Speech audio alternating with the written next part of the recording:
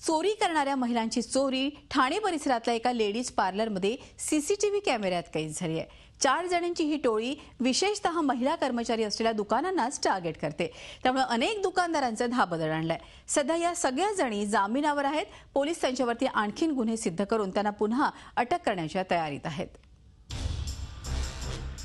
महिला चोरांची एकटी दुकटी महिला कर्मचारी असलेली दुकानं हेरायची, तिथं घोळक्यानं शिरायचं आणि कुणाच्या कळत गल्ल्यातले पैसे, पर्स, मोबाईल आणि मौल्यवान वस्तू घेऊन पसार व्हायचं।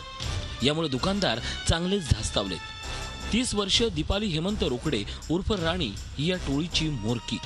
इतर दोघी तिघींना सोबत घेऊन या टोळीनं आतापर्यंत ठाणे, मुंबई आणि पुण्यातल्या अनेक दुकानांना लाखोचा गंडा घातलाय। मात्र सीसीटीव्ही चोरी कैद झाल्यानं ही टोळी पकडली गेली। चोरीचा ऐवजही हस्तगत करण्यात आला, पण आता या महिला चोर जामिनावर आहेत। आम्ही सीसीटीव्ही फुटेज आणि चोरी गेलेल्या मोबाईलचं टॉवर लोकेशन त्याच्या आधारे त्यातल्या 4 महिलांचा शोध घेऊन त्यांना त्या गुन्ह्यात अटक केली।